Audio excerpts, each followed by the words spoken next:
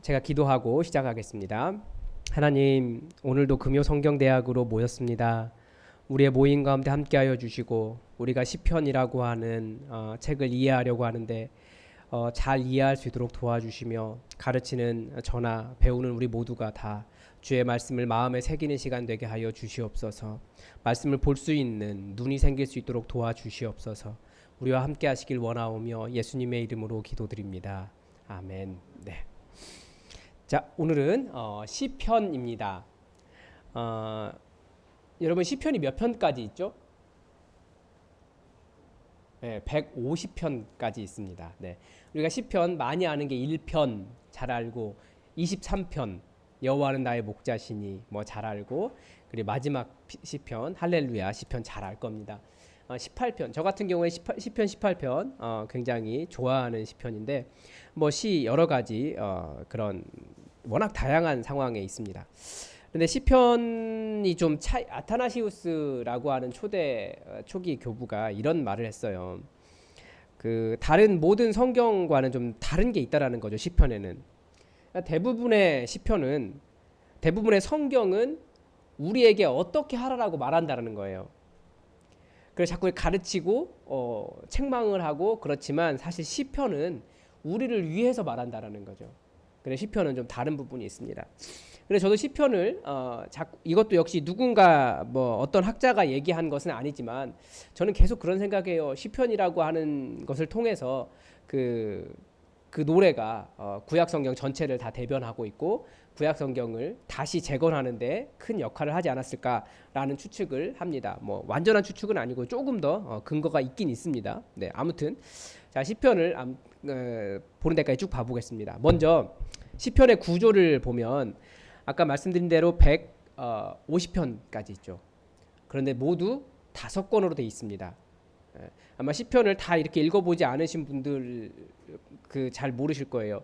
그러면 저는 이제 언제 알았냐면 신학대학원 준비하는데 시편을 쭉 읽는데 보니까 갑자기 2권 이게 써 있는 거예요. 그래서 깜짝 놀랐어요. 3권 이렇게 써 있어서 이게 시편이 5권으로 돼 있구나를 그때 처음 알았습니다. 그러니까 꽤 신앙생활 오래 하고 오래 한다고 모태신앙이니까 오래 했다고 했는데 그제서야 한 30 가까이 돼서야 본 거예요. 시편이 1권이 있는데 1권은 어디서부터냐면 1편부터 41편까지입니다. 네, 그래서 42편 앞에 보면 2권이라고 써 있죠. 그런데 이게 자 지금 여기 다시 한번 새로운 용어가 나오고 있습니다. 여러분 이거 보이시나요? 이거. 네. LXX가 잘 보이시죠? 저 보이시나요 지금? 네. 네. LXX가 이게 70인역이잖아요. 헬라어. 예전에도 설명드렸는데 헬라어, 그리스어 성경입니다. 그리스어 성경이 굉장히 중요해요. 왜냐하면 실제로 교회의 성경은 거의 그 르네상스, 종교개혁 있을 때까지 이 70인역을 기반으로 하고 있었습니다. 그러니까 로만 카톨릭도 70인역, 헬라어를 기반으로 하고 있어요. 그래서 로만 카톨릭 성경에는 중간기 문헌들이 몇 개가 들어 있습니다. 그게 70인역의 영향이에요. 그리고 신약 성경도 70인역 헬라어 성경을 받기 때문에 지금 구약 성경과 조금 차이가 있어요. 그런데 종교 개혁자들이 성경의 원어는 히브리어 아니냐, 그래서 히브리어를 찾은 거죠. 이게 지금 마수라 텍스트라고 하는데 히브리어 성경입니다. 그래서 히브리어 성경과 이 헬라어 성경이 약간씩 틀려요. 좀 내용도 약간씩 틀리고. 그런데 시편에서 히브리어 성경 마수라 텍스트 히브리어 성경은 10편 1절로 시작하는데 이 헬라어 성경은 여전히 9장 22절로 넘어갑니다. 그러니까 이때부터 무슨 일이 생길까요? 한 장씩 차이가 나는 거죠. 쭉 거의 끝까지 한 장씩 계속 차이가 납니다. 그래서 우리 성경은 그 히브리어 성경 구조를 따라가고 있습니다. 왜 그런지는 조금 이따 말씀드리겠습니다. 그런데 이 모든 각 권의 끝에 보면 이런 말이 들어 있습니다. 이스라엘의 하나님 여호와를 영원부터 영원까지 송축할지로다. 아멘 아멘. 이게 왜 중요한지 다음 권 한번 볼게요. 이 권은 어디서부터냐? 그러면 42편부터 72편까지입니다. 역시 이 끝에서도 뭐가 되어 있냐면 온 땅에 그의 영광이 충만할지어다. 아멘 아멘. 이새의 아들 다윗의 기도가 끝나니라. 어떤 게 비슷합니까? 영원부터 영원까지 그의 영광, 영원이라는 말이 비슷하고 송축할지라 충만할지라 비슷하고 아멘 아멘. 이게 지금 같이 반복되고 있어요 또. 예. 특별히 이새의 아들 다윗의 기도가 끝나니라라고 표기한 이유는 2권에 다윗의 기도, 다윗의 시, 다윗의라고 되어 있는 부분들이 많이 있어서 그렇습니다. 그리고 3권은 73편부터 89편까지입니다. 여기도 역시 마지막에 여호와를 영원히 찬송, 송축하고 아멘 아멘이라고 하는 표현이 들어있죠. 근데 4권은 90편부터 106편까지인데 여기도 모든 백성들은 아멘 할지어다 할렐루야라고 해서 조금 달라지긴 했지만 비슷한 구절이 들어있습니다. 5권은 107편에서부터 150편인데 147편에서 헬라어 성경은 147편 1절을 여기서 시작합니다.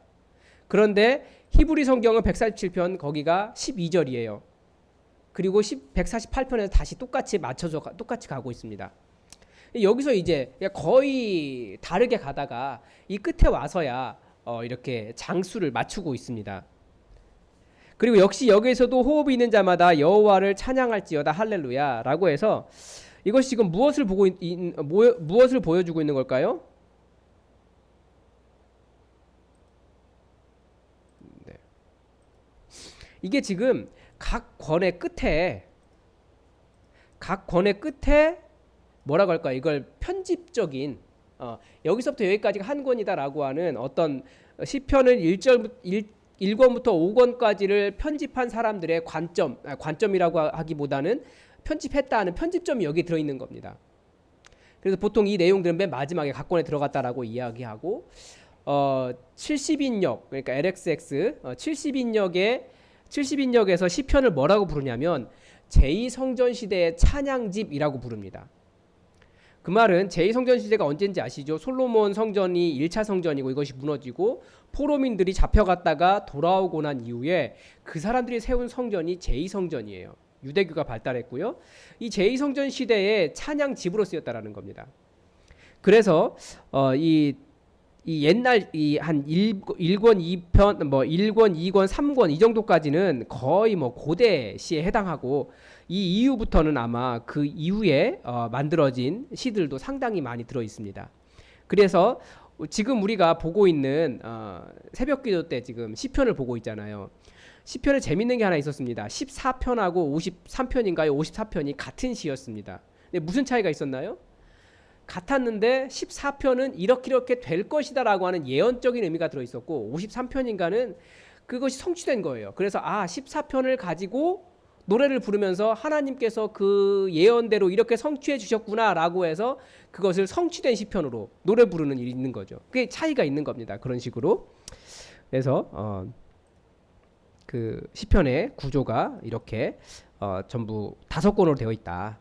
그리고 70인역과 히브리 성경이 약간 좀 차이가 있다. 그리고 맨 마지막에 이런 편집점을 나타내는 것들이 들어있다. 표시들이 들어있다라는 겁니다. 그 다음에 시편 내용을 다 보는 것은 좀 어려울 것 같고 오늘은 시편에 대한 전체적인 개관을 보겠습니다. 시편의 유형이 있어요. 이건 모두 다 동의할 수 없고 정확하게 딱 그 유형이다라고 말할 수 없습니다. 그렇지만 시편의 유형을 조금 나누면 첫 번째는 찬양시가 제일 많습니다. 말 그대로 찬양집이기 때문에 그렇습니다. 찬양이라는 게 뭡니까? 하나님에 대한 일반적인 높여드리는 찬양이에요. 그리고 또 찬양을 누구에 대해서 찬양하냐면 여호와가 왕이시다라고 해서 여호와의 왕권을 높이는 찬양이 많이 들어있습니다. 찬양시에. 그리고 시온 찬양이 들어있습니다. 시온 찬양. 시온이 어디냐면 예루살렘을 시온이라 그래요. 예루살렘을 시온성이라고 하는데 시온 찬양이 들어있는 특별한 이유가 있습니다. 그리고 탄식시, 개인의 탄식시예요. 혹은 공동체적인 탄식시도 들어있습니다. 왜 이런 탄식시가 들어있을까요? 말 그대로 굉장히 아팠기 때문에 기도하는 의미로 찬양하니까 그래요. 탄식시가 들어있고요. 또 당연히 감사시가 들어있습니다. 그래서 역시 개인 감사시, 공동체 감사시 이렇게 들어 있습니다. 이게 왜 그러냐면 개인과 공동체가 다 나타나는 이유는 이게 개인이 노래 부르기도 했지만 사실 아까도 저기 김문혜 집사님 잠깐 말씀하신 물어봐서 질문하셔서 제가 말씀드린 적이 있는데 이 성경을 지은 저자의 문제가 있어요. 그러니까 고대에는 글을 아는 사람이 그렇게 많지 않았습니다. 고대 글을 아는 사람은 크게 두 종류로 나뉘어요. 하나는 왕궁에서 역사서를 기록하는 왕궁 서기관들, 그리고 또 하나는 성전에서 찬양 시를 썼던 찬양 대원들, 보통 이 정도 알고 있었습니다. 일반 시민들이나 마을에서 도시에서 글을 아는 사람은 주로 어느 정도냐면 그 토기에다가 이것은 누구 거다 하고 세금 매기고 몇 개 정도, 그 정도 글 쓸 줄 아는 사람들, 그 정도밖에 없었어요. 그래서 발굴되는 걸 보면 그 토기 같은데, 그 곡식 담는 항아리 같은데 뭐 누구 거 해가지고 얼마, 그래서 이렇게 세금 바치는 용도로 이런 것들이 몇 개가 발굴되는 건 있긴 있는데 글을 이렇게까지 능숙하게 쓰지는 못했습니다. 그래서 개인이 쓰는 거 보통 그 뭐라고 할까요? 그래서 주로 찬양은 공동체적인 상황에서 제사 드리면서 아니면 어떤 상황을 묘사하기 위해서, 역사적인 기록으로 남기기 위해서, 그래서 노래를 부르는 거지, 이게 뭐라고 할까요? 개인이 막 글을 우리처럼 유려하게 이렇게 막 글을 쓰는 그런 상황이 아니었습니다. 시는 좋은 게 있죠. 노래를 통해서 역사를 전수할 수 있습니다. 제가 시편 해석하면서 새벽마다 몇 번씩 말씀드린 적이 있는데 시라고 하는 것은 노래를 통해서 역사를 전수하는 거예요. 그래서 시를 통해서 여러 가지 상황들을 묘사하죠. 대표적인 것이 출애굽기에서 홍해를 건너고 난 다음에 홍해를 건널 때 이집트 군사들을 전부 다 수장시키잖아요. 근데 그것을 어떻게 전수했을까요? 미리암의 노래, 모세의 노래, 여인들의 노래, 이런 식으로 말과 원수를 전부 다 이렇게 수장시키셨다라고 하는 내용들을 노래로 전수하는 거예요. 그러면서 그 노래와 함께 거기에 대한 이야기를 같이 전수하는 거죠. 그러면 그것이 성경의 내용이 되는 겁니다. 그래서 처음부터 우리가 그런 의심을 하잖아요. 모세오경이라고 하는 것이, 그러니까 모세오경이라고 하는 말은 요즘을 잘 쓰지 않습니다. 왜냐하면 오경이라고만 해요. 왜 그러냐면 모세가 거기 죽은 내용이 들어있거든요. 자기가 자기 죽은 내용 못 쓰잖아요. 그리고 모세 시대가 거의 뭐 굉장히 오래된 얘기인데 그때의 문서는 거의 남아있는 것이 사실 뭐 이집트 왕궁이나 몇 개 되지 않습니다. 그래서 모세가 글을 다 썼다라고 하기보다는 그 노래와 함께 나중에 후대가 그것을 이렇게 문서로 오경으로 만들 수 있었을 것이다. 보통 이렇게 이야기합니다. 비슷한 것이 뭐 아무튼 그렇게 노래가 역사를 같이 담고 있는 거예요. 그래서 개인에 대한 것도 들어있지만 공동체가 같이 부르는 노래들이 같이 들어있습니다. 제왕시라고 하는데 제왕시가 왜 들어있냐면 왕에 대한 찬양입니다. 이것도 좀 의미가 있긴 있는데 그 이스라엘이 여호와 하나님을 왕으로 높이는 것이라는 의미도 있지만 이 아까도 말씀드렸다시피 시를 쓸 수 있고 글을 쓸 수 있었던 사람들은 주로 왕궁 서기관들이에요. 그렇기 때문에 왕궁 서기관들이 주로 하는 일이 뭐냐면 왕의 그 나라의 공식 행사를 기록하는 거거든요. 그래서 왕의 결혼식도 기록한 내용이 우리가 읽었던 시편에 있었고요. 52편인가요? 51편인가요? 거기에도. 그래서 왕의 그런 결혼식 모습도 있었고, 아니면 공식 행사로 법궤가 이렇게 지나가고 법궤가 행진하고 성소에 안치되는 그런 과정을 보여주는 것이 있었습니다. 그런 것들이 곧 그 역사를 기록하고 있는 거죠. 노래를 통해서 전수하고. 그래서 그 노래 끝에 그런 말이 있었어요. 법궤에 대한 찬양에서 뭐가 있었냐면 이것을 너희 후대들에게 알려라. 그런 내용이 있었습니다. 그러니까 노래를 통해서 이렇게 알릴 수 있도록 한 것이 시라고 하는 겁니다. 그 다음에 여러 가지 시가 있죠. 다양한 형태의 시가 또 있습니다. 찬양시는 어떤 특징이 있느냐? 이 하나님을 찬양하라고 하는 부름에서 시작을 합니다. 그리고 주로 왜냐하면이라고 해서 찬양의 근거가 나와요. 그리고 또 마칠 때도 찬양하라, 할렐루야 이런 식으로 찬양을 권면하면서 찬양할지어다, 찬양하라 라고 하면서 찬양을 권면하면서 마칩니다. 그리고 이 시온 찬양은 어떤 의미냐면 이 시온을 예배의 근거지로 삼은 것을 찬양하는 겁니다. 그런데 이 시온 찬양에는 독특한 의미가 있습니다. 어떤 의미가 있냐면 시온을 그러니까 예루살렘 성을 주로 난공불락의 성으로 묘사를 합니다. 그런데 이스라엘의 바벨론 포로로 잡혀간 사람들은 이 시온이 난공불락의 성이 아니에요. 무너져 버린 성입니다. 그러니까 무엇을 알 수 있냐면 시온 성을 예배의 처소로서 난공불락의 처소로 보고 있는 시들은 바벨론 포로기 이전 시라는 것을 보여줍니다. 그리고 법궤에 대한 시, 뭐 이런 것들은 전부 다 바벨론 포로 이전 시예요. 그래서 많은 사람들이 시편의 역사성에 대해서 의심을 많이 합니다. 이게 고대성이 있느냐? 특히 뭐 진보적인 학자일수록 그런 이야기를 많이 하는데 그 말이 오히려 더 틀린 말이라고 보거든요. 왜 그러냐면 분명히 무너진 사람들이 시온에 대한 노래를 할 수 없거든요.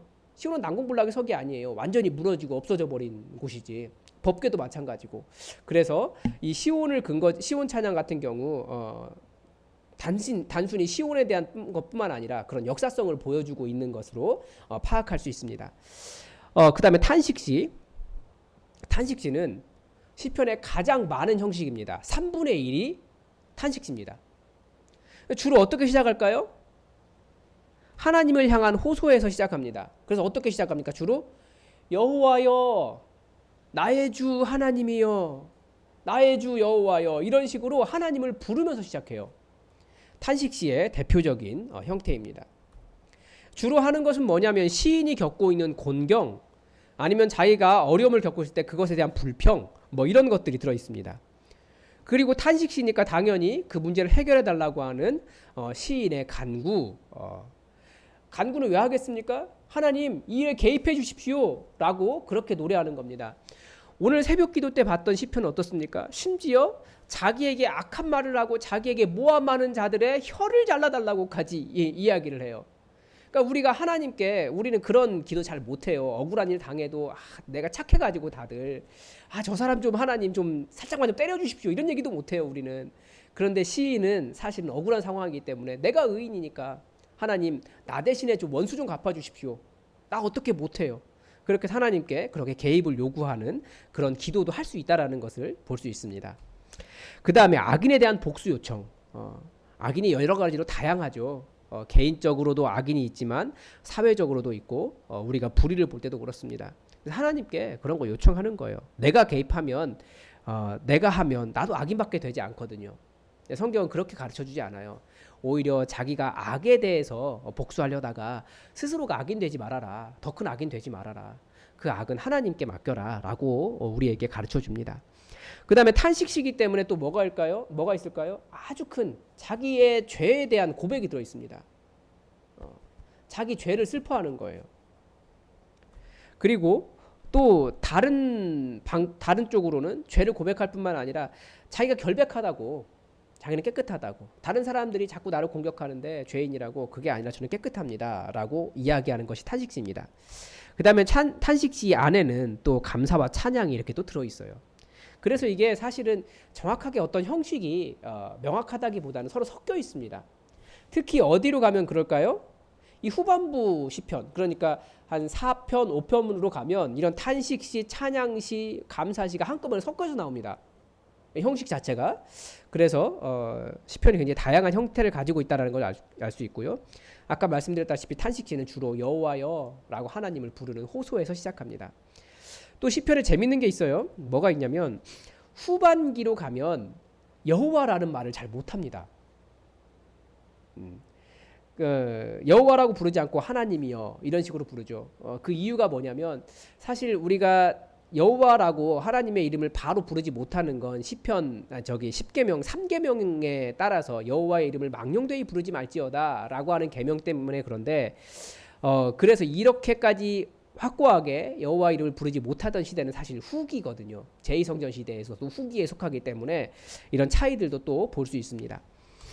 감사시는 당연히 하나님의 구원의 역사를 감사하고 선포하고 간증하는 내용입니다. 그런데 이런 부분에 대한 논쟁이 좀 있어요. 뭐냐면 히브리어에는 감사라고 하는 단어가 좀 애매합니다. 그래서 다른 식으로 해석하면 찬양이라고 하는 단어랑 같이 쓰이거든요. 그래서 감사시가 아니라 찬양시다 뭐 이렇게 이야기된다라고 하는 사람들도 있는데 탄식시에서는 또 반면에 하나님의 구원을 미리 감사하기도 합니다. 그러니까 계속 섞여 나오는 겁니다. 그러니까 양식이 명확하지가 않아요. 그리고 제왕시는 하나님을 왕으로 표현한다라고 말씀을 드렸습니다. 그리고 또 왕이 부른 노래가 있어요.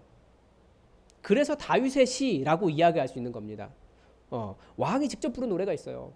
이 왕이기 때문에 부를 수 있는 노래가 있습니다. 어떤 상황에서 왕이 노래 부를 수 있을까요? 자기 전쟁 나가야 돼요. 그래서 전쟁에서 무사히 살아서 돌아올 수 있게 해주십시오. 이런 기도를 할 수 있는 거죠. 혹은 또 뭐라고 할까요? 그 왕이 전쟁을 나갈 때 그 전쟁에서 승리하게 해달라고 복을 빌어준다고 할까요? 그러니까 제사장이 왕이 승리하게 해주십시오라고 축복하는 그런 시들도 있습니다. 그런 것들이 이제 왕에 대한 거죠. 그 다음에 아까 결혼식 노래 같은 경우 왕을 높이는 노래가 됩니다. 그런데 이 결혼식 노래 이런 것들이 제2성전 시대에 계속 남게 된 이유가 무엇이냐면 원래 왕의 결혼식이잖아요. 그런데 제2성전 시대 후반기로 가면 이제는 신랑 신부를 왕으로 불러요. 왕과 왕비로. 그게 이 시편의 노래를 부르다가 그렇게 그 개념이 일반 그 신랑과 신부에게 이렇게 전이된 그런 경우로 볼 수 있습니다. 그리고 기타 시편에는 이제 지혜시가 많습니다. 왜 그러냐면 이제 후기로 갈수록 점점 지혜에 대한 부분이 강조되거든요.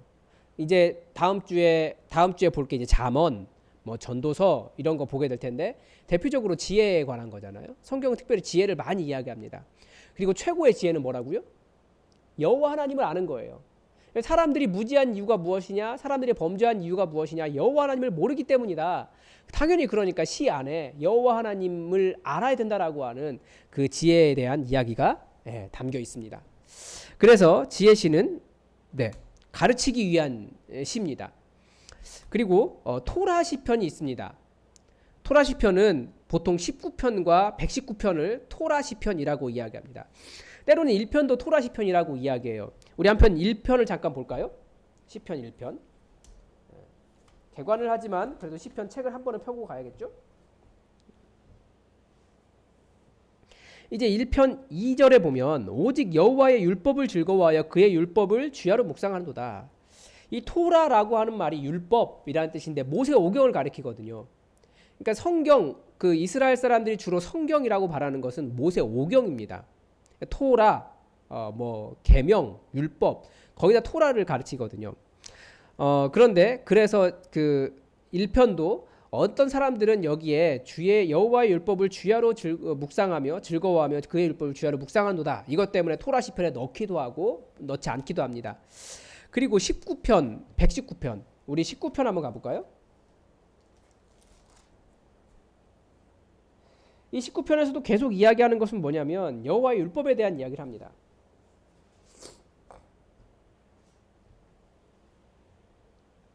그리고 119편 같은 경우는 가장 긴 시편입니다. 시편 중에서 119편 한번 가볼까요?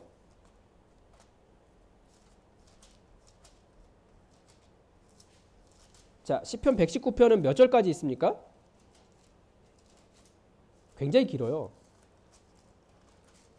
네, 176편 6절까지 있는데 저는 한 번도 119편을 하루에 다 읽어본 적이 없습니다. 못 읽겠더라고요, 하루에. 어떤 사람은 하루에 뭐 그냥 잠깐 앉아서 다 읽는다고 하는데 그렇게 읽을 수 있는 책이 아니에요. 그래서 오히려 이런 토라 율법을 통해서 토라를 어떻게 토라 시를 통해서 토라를 어떻게 보아야 한다라는 것이 나왔다라고 역으로도 생각해 볼 수 있어요. 그게 시의 능력이니까. 그 다음에 이제 15편과 24편 같은 경우에는 성전 문에서 기도하는 시편입니다. 그러니까 15편, 24편은 일권에 해당하기 때문에 확실히 고대시라는 것을 보여줘요. 그래서 시편, 그 성전 문에 순례자들이 성전 문에 도착해서 성전 문에서 그 앞에서 들어가기 전에 하나님을 찬양하는 거예요. 그래서 우리도 여기 앞에다가 이렇게 교회 딱 들어오면 문 열기 전에 이렇게 불러야 되는 노래를 하나씩 만들어 놔야겠어요. 그래서 교회 들어올 때 노래 부르고 들어오도록, 찬양하며 들어오도록 뭐 그렇게 하겠습니다. 그 다음에 복합시편. 아까 말씀드렸다시피 후반기로 갈수록 120편부터 134편까지 굉장히 성전에 오르며 부르는 노래라고 되어 있는데 여러 가지 탄식시, 회개, 감사, 찬양, 제왕시, 지혜시 뭐 다 섞여 있습니다. 여러 가지 형태가 이렇게 다 들어 있는 것을 시편 속에서 볼 수 있습니다. 그러니까 시편은 그래서 굉장히 다양해요. 하나의 상황으로만 읽을 수는 없습니다. 그만큼 많은 시대, 그만큼 많은 역사적 상황, 그만큼 많은 사람들이 다 지었다라는 것을 알 수 있습니다. 그다음에 시편은 우리를 곤란하게 하는 게 시편의 표제죠. 시편의 표제가 전부 몇 개나 안 붙어 있는 시편이 몇 개나 있을까요? 예, 저도 잘 세보지 않아서 모르겠습니다. 가르쳐 드리겠습니다. 먼저 시편은 이걸 아셔야 돼요. 제목이 아니라 도입입니다. 무슨 말이냐면 우리가 시편의 표제를 잘 읽지 않아요. 1절, 우리 성경에 보면 1절이라고 표시도 안 돼 있습니다. 한번 볼까요? 자, 1편 시편 1편에 1편, 2편에는 표제가 안 붙어 있죠. 자, 3편에 뭐라고 붙어 있습니까? 다윗이 그의 아들 압살롬을 피할 때에 지은 시. 이게 히브리 원문에는 붙어 있습니다. 그래서 1절이 여기서부터 시작을 해요. 절수가 사실 히브리 성경하고 우리 성경하고는 절수가 틀려요. 그러니까 우리 성경이 약간 좀 애매한 게 뭐냐면 절수는 헬라어 성경을 따라가고 있고 원문은 히브리어 성경을 따라가고 있습니다. 그래서 이게 약간 이상해요. 그 장은 또 아까 9편이었죠. 장은 또 그 히브리 성경을 따라가고 있어요. 그러니까 약간 좀 묘하죠. 그래서 마치 표제가 원문에 없는 것처럼 그렇게 되어 있는데 표제도 들어 있습니다. 그래서 아침에 새벽에 시편을 묵상할 때 표제도 지금 같이 읽고 있잖아요.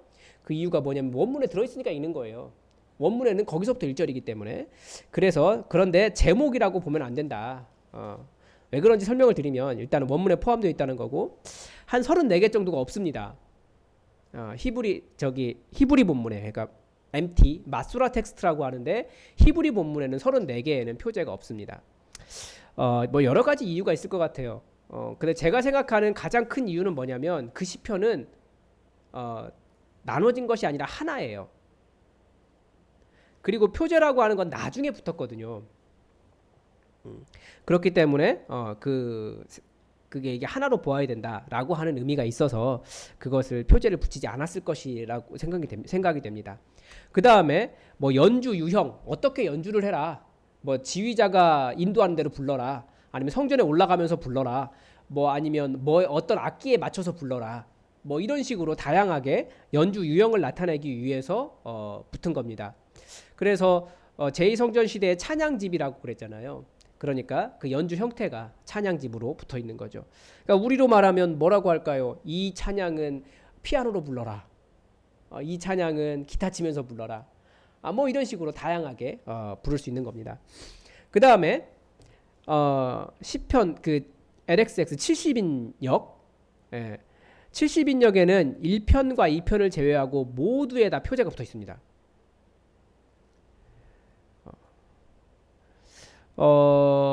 이 말은 무슨 말이냐면 히브리어 본문이 그래도 조금 더 오래되었다라고 생각이 되거든요. 그런데 이 70인역이 확정된 건 BC 2세기입니다. 그러니까 그때까지만 해도 표제가 완전하게 다 있지는 않았다는 얘기예요. 그러니까 BC 2세기에 늦게 만들어진 늦게 번역된 이 70인역이 그 이후에 표제를 붙인 걸 봐서는 그때까지만 해도 아직 그 히브리 성경에서도 표제가 확정되지 않았다라는 것을 보여줍니다. 이게 이제 제2성전 시대의 찬양집으로 만들어지면서 붙은 거기 때문에 표제는 나중에 붙었습니다. 그래서 우리 시편을 어렵게 하는 이유가 표제라고 했는데 대표적인 것이 다윗의 시편 이 부분입니다. 다윗의라고 쓰여 있는 것. 그래서 이거 그 원어로 하면 le David 이거든요. 그러니까 to David, to David, 뭐 for David, belong to David 뭐 이런 식으로 해석이 돼요. 그 옛날 언어일수록 짧은 전치사 하나 가지고 다양한 의미를 넣고 있거든요. 그래서 이것이 뭐라고 해석이 되냐면 뭐 다윗에 의한도 돼요. 다윗과 관련된 이라는 의미도 됩니다. 다윗을 위해도 돼요. 또 다윗에 관하여도 됩니다. 그러니까 뭐 얼마든지 해석이 되는 거죠. 그래서 그리고 70인역에는 14개의 더 다윗에라고 붙어 있습니다.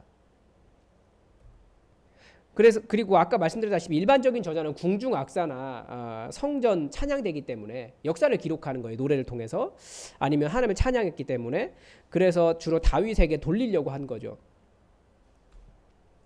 그리고 13개 시편에 다윗의 역사적인 상황을 추가하고 있습니다. 우리 다시 한번 3편을 볼까요? 3편은 뭐라고 되어 있습니까? 다윗이 그의 아들 압살롬을 피할 때 지은 시라고 되어 있습니다. 근데 이 내용을 읽어보면 굳이 꼭 다윗이 압살롬을 피할 때만 부를 수 있는 노래는 아니에요. 그러니까 무슨 말이냐면 그런 상황으로 읽으라는 거예요. 그런 마음으로. 어떤 마음입니까? 아들이 자기 죽이려고 쫓아오는 상황. 그만큼 너무나 절박하고 또 괴롭고 그런 상황에 읽으라는 거예요. 우리 한번 지금 요즘 그 새벽에 보고 있는 우리 51편으로 한번 가볼까요? 시편 51편의 표제는 무엇이라고 되어 있습니까? 다윗의 시, 인도자를 따라 부르는 노래. 그러니까 어떻게 부르라까지 나와 있죠? 그런데 다윗이 밧세바와 동침한 후 선지자 나단이 그에게 왔을 때, 그러니까 엄청난 역사적 상황을 통해서 책망을 하고 있는 거예요. 그러니까 이런 것들을 통해서 그런 마음으로 읽으라는 거예요. 아, 내가 정말 큰 죄를 지었구나. 그런 마음으로 읽으라고 이런 것들을 더 주고 있습니다. 특별히 다윗이라고 하는 사람이 이 노래하는데 굉장히 능한 사람으로 성경에 나와 있지 않습니까? 그래서 더 다윗이라고 붙어 있습니다. 또 아삽에라고 하는 부분도 붙어 있습니다. 네, 모두 12편이 있습니다.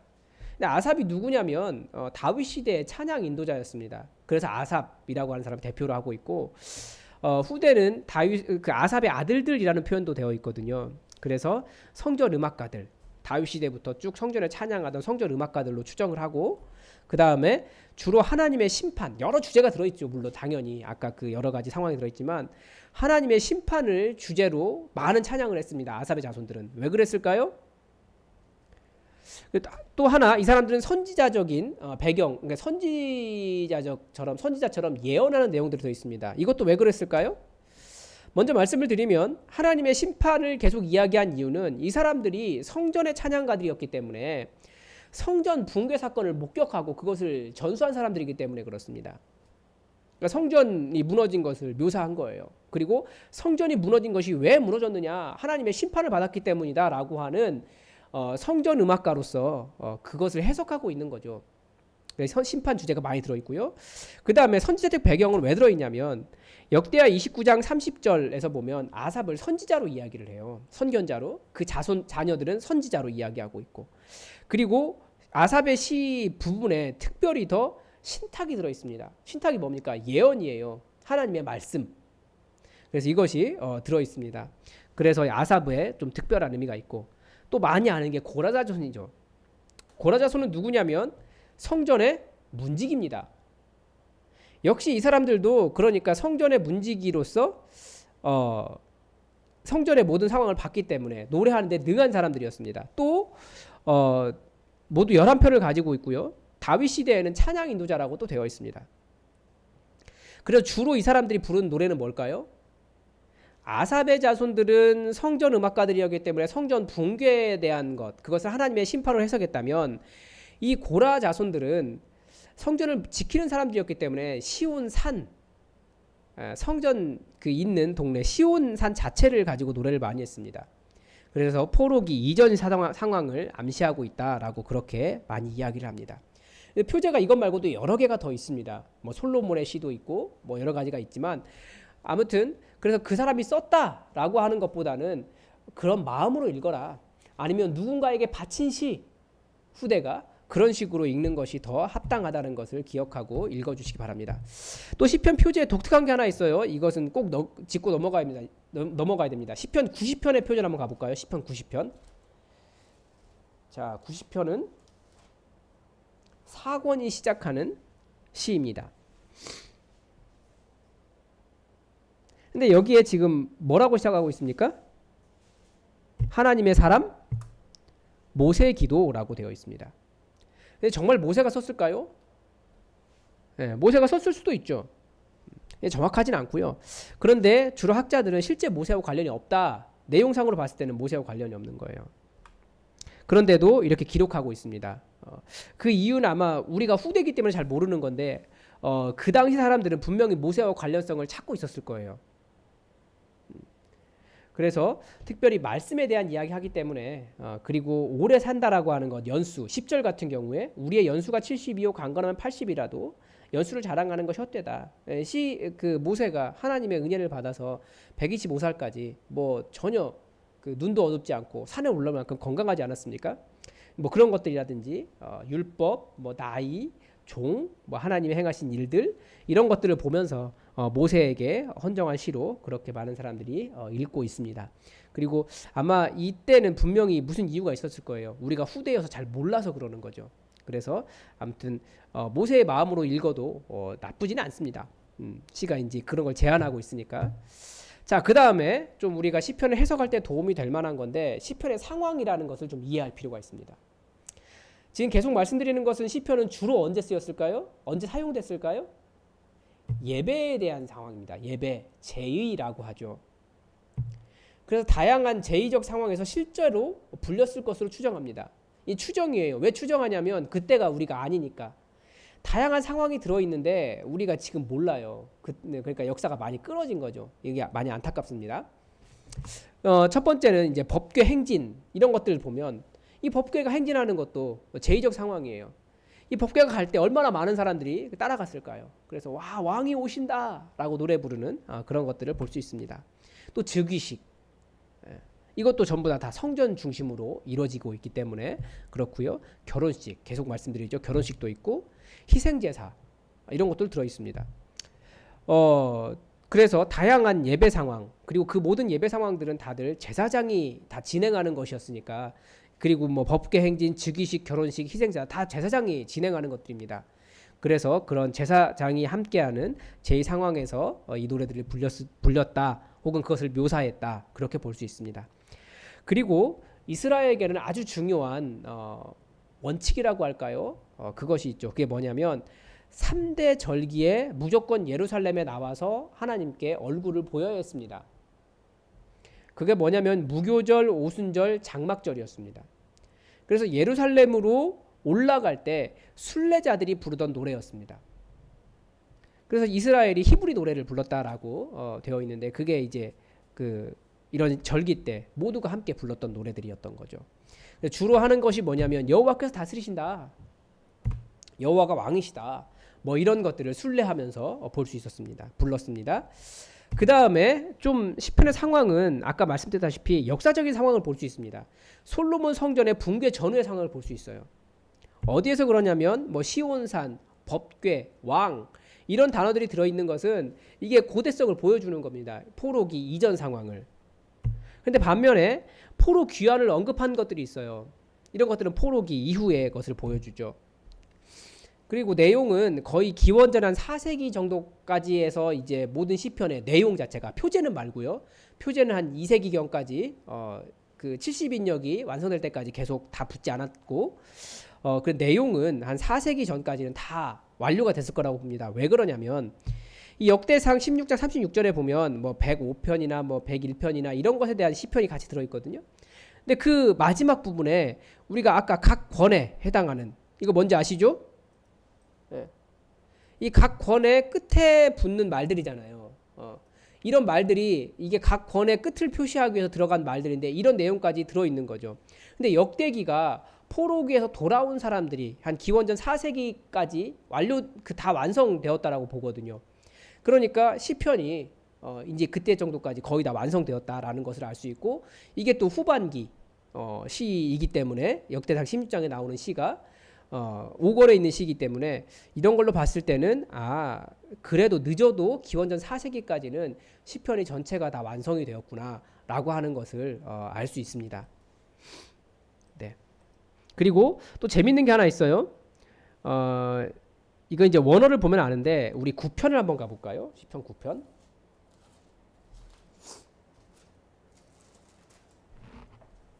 자, 시편 9편을 가면 이제 표제가 들어있죠. 다윗의 시 여기도 인도자를 따라 묻라벨에 맞춘 노래 되어 있는데 이 묻라벨이라고 하는 악기가 뭔지는 아무도 모르죠. 그런데 그런 악기에 맞춰서 한 것 같아요. 아니면 다른 의미일 수도 있어요. 그런데 뭐 정확하진 않지만 근데 시편에 보면 표제가 없죠. 여기에 왜 표제가 안 붙었을까요? 시편에? 이 구편과 연결되기 때문에 그렇습니다. 왜 연결되냐면 이게 알파벳 시편이에요. 그 우리나라는 어떤 노래가 있을까요? 우리나라는 알파벳 노래 말고 요일 노래가 있죠. 제가 정확히 기억이 안 나는데 월요일은 뭐 하고 화요일은 뭐 하고 수요일은 뭐 하고 금요일은 뭐 아무튼 그런 노래가 있잖아요. 그것처럼 이 9편과 10편은 알파벳 시편입니다. 그러니까 1절이 내가 전심으로 여호와께 감사하오며 주의 모든 기이한 일을 전하리이다 라고 시작하는데 첫 글자가 알파벳으로 말하면 A에 해당하는 거예요. 2절 같은 경우에는 내가 주를 기뻐하고 즐거워하며 지존하신 주의 거기가 2절이 아니고 3절이 이제 알파벳 B에 해당하는 부분입니다. 3절이. 그 다음에 5절이 알파벳 C에 해당하는 거예요. 그러니까 이런 식으로 알파벳 시편이거든요. 그런데 왜 이것이 고대 시라고 이야기하냐면 빠진 것들이 있어요.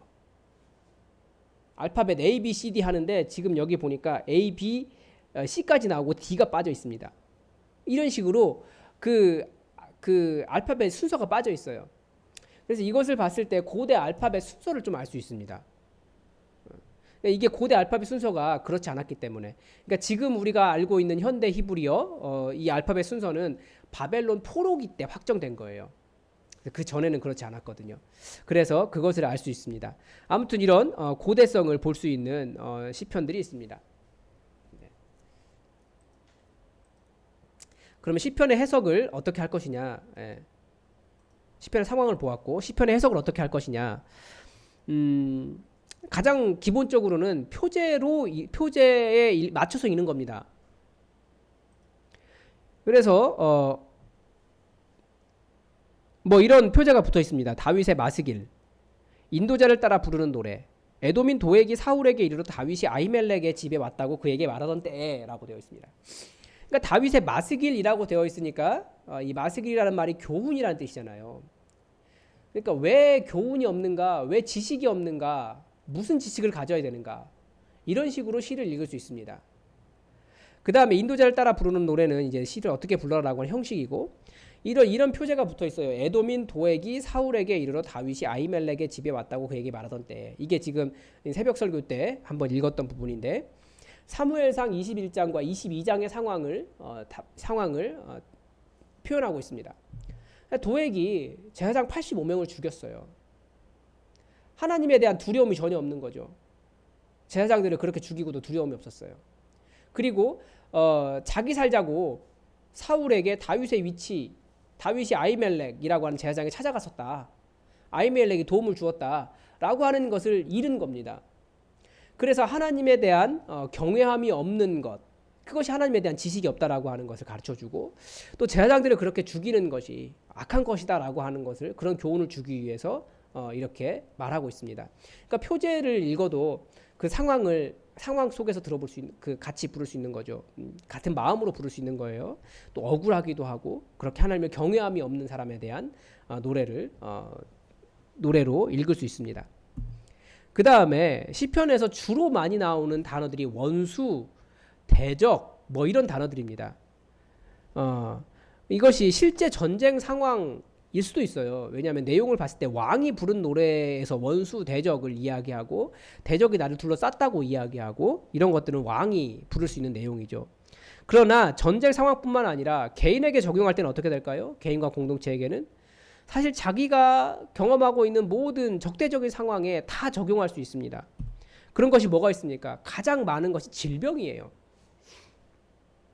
우리는 질병 상황에 놓여 있죠. 그러니까 지금 팬데믹 상황 속에서 코로나19를 놓고 보면 얼마든지 시편의 노래를 부르면서 부를 수 있습니다. 시편을 가지고. 또 가난, 이것도 인간에게 매우 큰 원수죠. 그리고 악한 말들을 하고 또 내 안에서도 그런 것이 일어나요. 대적의 말들이에요. 그리고 불안한 미래, 얼마든지 가능합니다. 악한 이웃, 뭐 재난, 재판에서도 서로 싸우잖아요.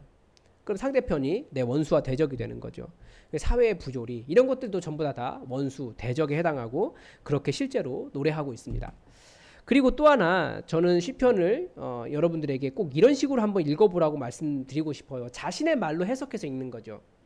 시편에서 말하는 말이 무슨 말인지 자신이 자신의 말로 다시 시를 써보면 시가 훨씬 더 자기에게 깊이 더 다가옵니다. 왜 그럴까요?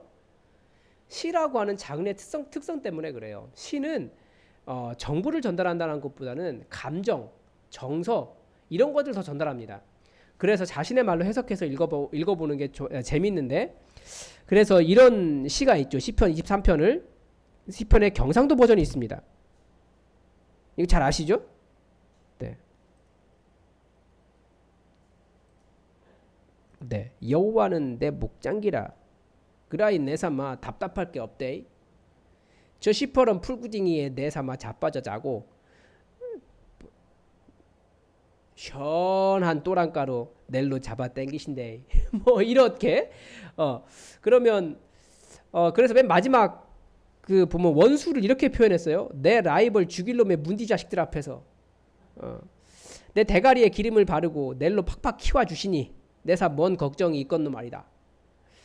내 인생이 원수로 복잡하겠사도 저 양반이 맨날 지키신께로 내삼아 웃자든지 그 옆에 딱 붙어가 때리지기도 안 떠날 거에 제가 경상도 사람이 아니어서 좀 살리면 그렇습니다. 아무튼 자기의 말로 해석해서 시편을 다시 썰어볼 필요가 있어요. 그러면 시편이 훨씬 더 우리에게 더 깊이 은혜로 다가옵니다.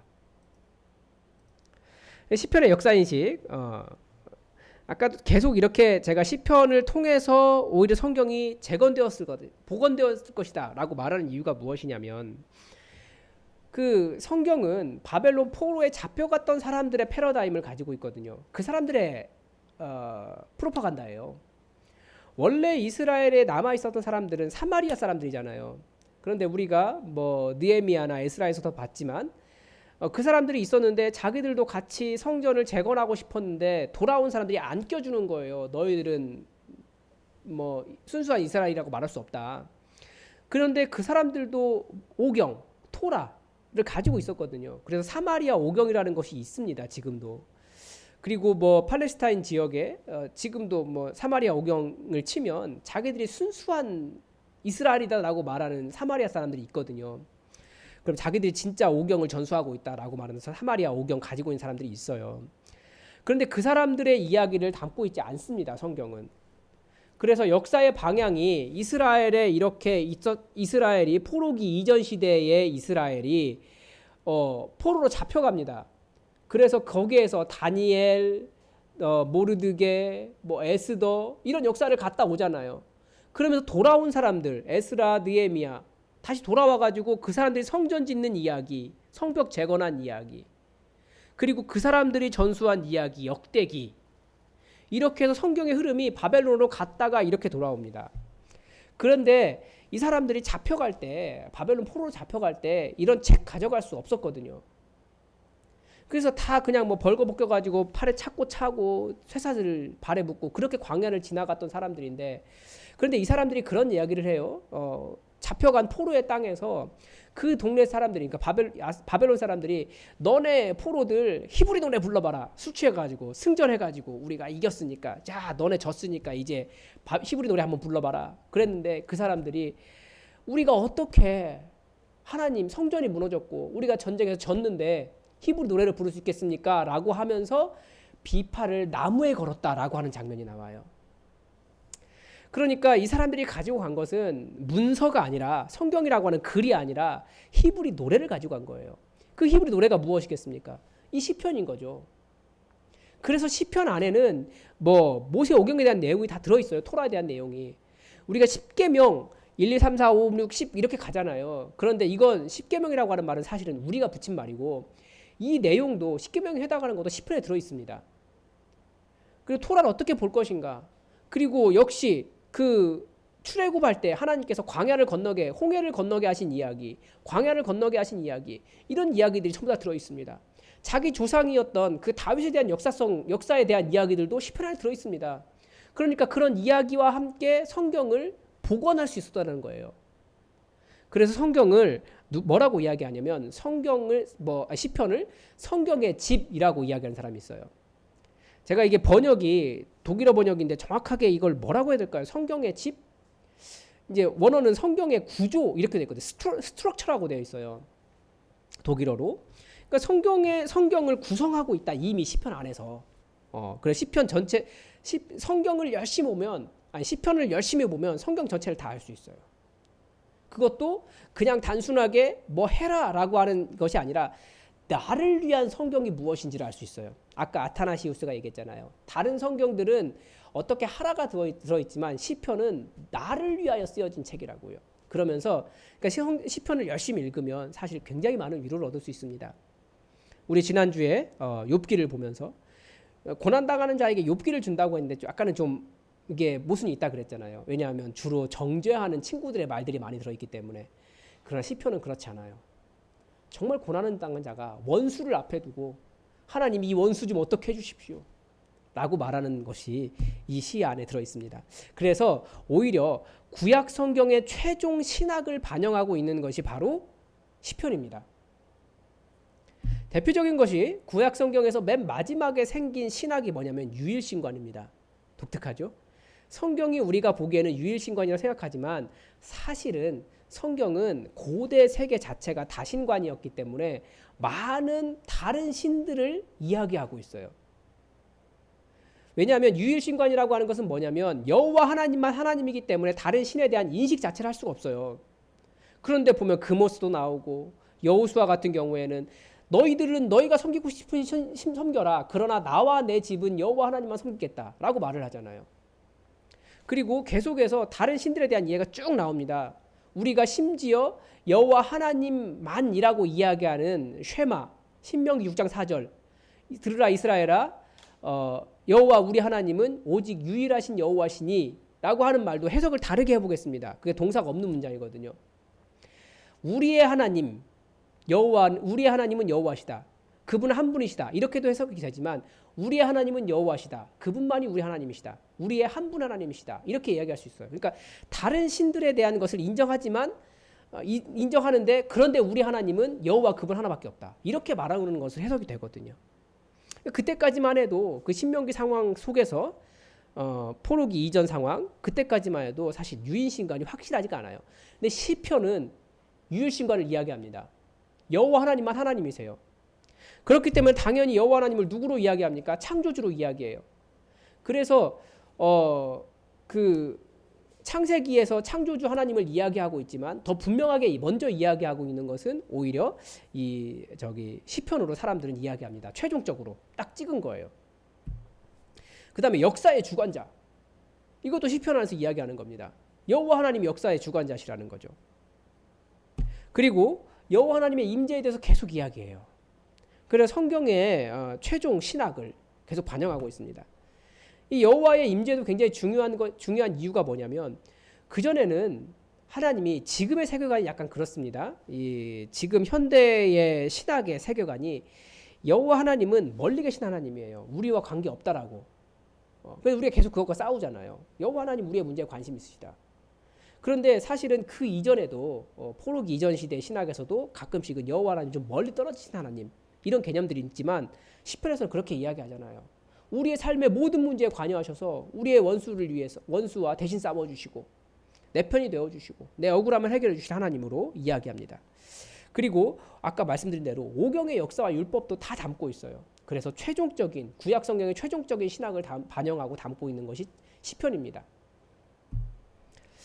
그래서 아까 말씀드린 대로 포로민들이 성경의 교재 후대들에게 성경을 가르쳐주고 그리고 성경을 재건했을 수 있는 방법이 이 노래가 아니었을까 이렇게 생각이 됩니다. 마지막으로 시편 42편 1절부터 5절까지 한번 보겠습니다. 잘 안 보이실 수 있으니까 한번 볼까요? 시편 42편 1절부터 5절. 뭐 시편 다 하나하나가 버릴 수 있는 그냥 넘어갈 수 있는 게 아니에요. 다들 너무나 큰 은혜가 되지만 저는 시편 42편 1절부터 5절을 여러분들에게 많이 묵상하시고 함께 계속 노래하기를 바랍니다. 우리가 하나님을 찾을 때 어떻게 찾아야 될까요?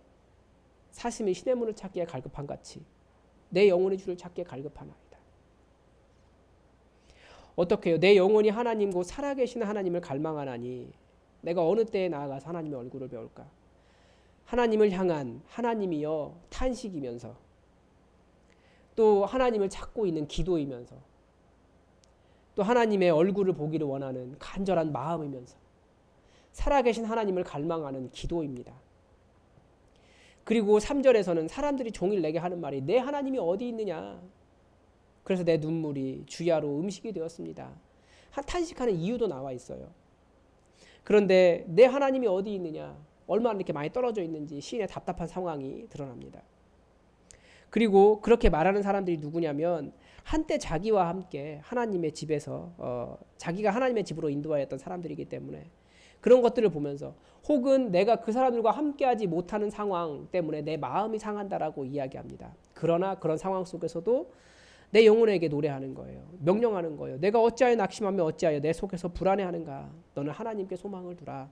그가 나를 나타나 도우심으로 말미암아 내가 여전히 찬송하리로다.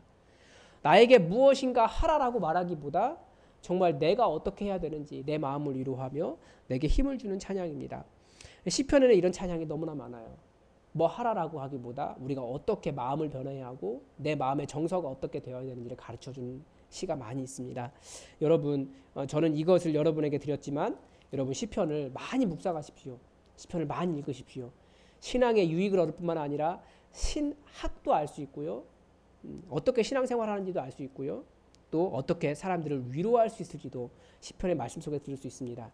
또 시편은 예언이에요. 어떻게 할 수 있습니까? 예수님께서 본인에 대한 이야기를 할 때 시편의 말씀을 인용하셨어요. 그래서 여러분 시편은 또 예언이기 때문에 시편의 말씀을 가지고 여러분 신앙생활 하시면 신앙에 큰 유익을 얻으실 수 있을 겁니다. 밤늦은 시간까지 고생 많으셨습니다. 제가 기도 한번 하겠습니다. 하나님, 오늘 시편 전체적인 개관을 보았습니다. 시편의 상황을 보며 시편에 담긴 내용들을 보며 어떻게 해석해야 될지 또 깨닫은 것이 있습니다.